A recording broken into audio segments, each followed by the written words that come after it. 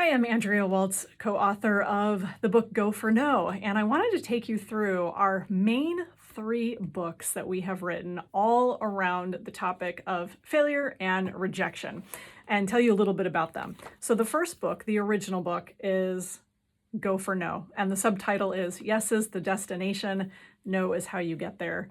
This book is a fable. It is about a guy who wakes up in a house that belongs to a wildly successful future version of him. And he doesn't know how he got there. He ends up talking to this very successful future, 10 years in the future version of him. And together they figure out that this successful version of him learned a secret. And that secret, as it turns out, was Go for No. It's a really fun story, and it's really easy to read. So even if you're not a reader, you'll fly through this book, and it's only 80 pages. So again, it's great to take on the airplane, or if you have an hour, hour and a half, that's all it will take. And it will really show you, really give you the Go for No philosophy, how to apply it to your business, and how to, it will really reframe for you the difference between going for no and going for yes, and why failure and rejection can be such powerful positives in your business and in your life. The next book that we wrote, and we actually wrote, the Go for No has been around for a long time. The next book that we came out with is a book called When They Say No. And it's one thing to tell people, go for no, hear lots of no's. But when you start getting all those no's, what do?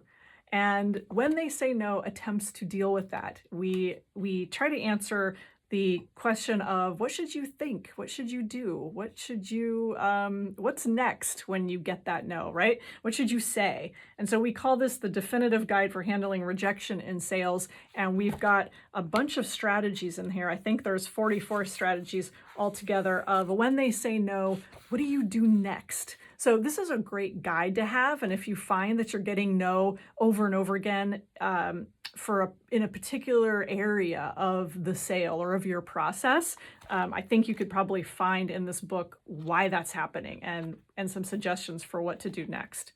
And then finally, the third book in our trilogy is Go for No, the sequel. The first book, Go for No, was a fable, as I mentioned, and now we pick up 25 years later with our main character, the one who met his 10-year in the future version of himself.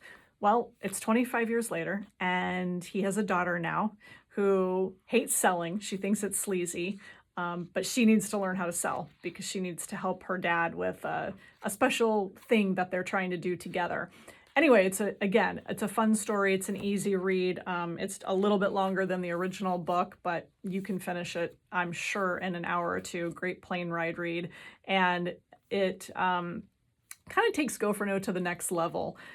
We are able to cover some things in the original that we didn't cover, some emotional hurdles, some belief issues, and things like that. So that's why we wrote the sequel. If you struggle with failure, fear of failure, if you struggle with rejection at all in any area of your business, you don't want to hear no, you don't like hearing no, it's frustrating, it's deflating, it's emotionally draining. I get it, that is natural, but there are strategies for dealing with that. And it's kind of an easy reframe. And so I highly encourage you to, if you haven't yet, if you've read Go for No, great, get the other two. If you haven't read any of them, start with Go for No and then move on to the other two. So hope this is helpful in your journey to reframing and reprogramming the way you think about failure and rejection. That is our mission here with our Go for No books. And definitely come to our website, goforno.com.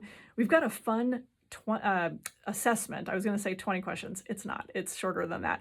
We've got a new assessment that we developed called the No Quotient Quiz, where you can find out how you think right now about rejection in your life and what your mindset is.